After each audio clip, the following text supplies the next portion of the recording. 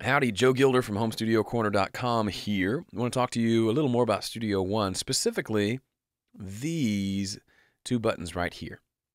If you hold over them, you'll see one is the Record Enable button, which is in every system ever created for recording. That turns the track on, arms it to be ready for recording, right?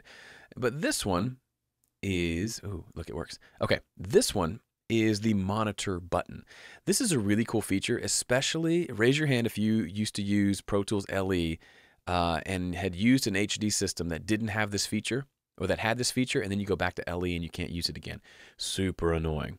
So the way this works, normally under normal, when you first open up, Studio One, and you want to start recording, when you hit the record button, it actually turns both of these on.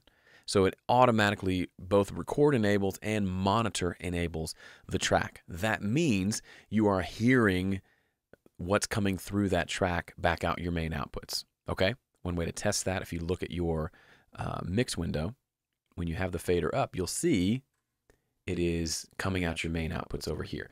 Now, why does it sound weird? Well, now you can hear me. Oh, there's a latency that's killing me. Let me turn it off for a second.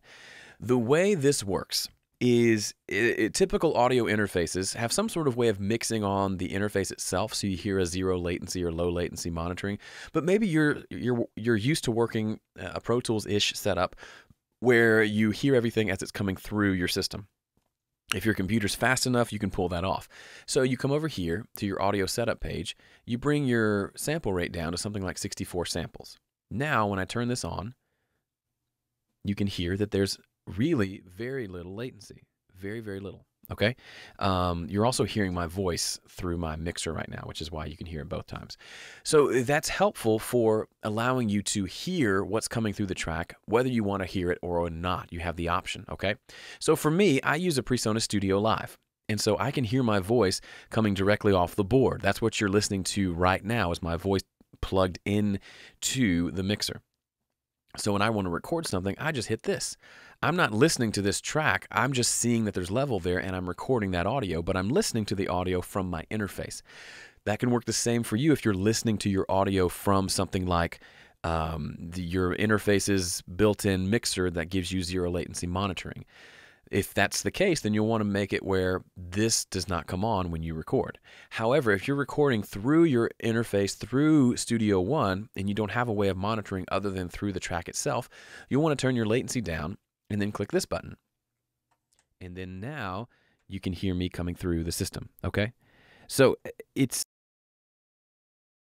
kind of, it's kind of hard to explain if you're not here in my studio with me, but that just allows you to monitor.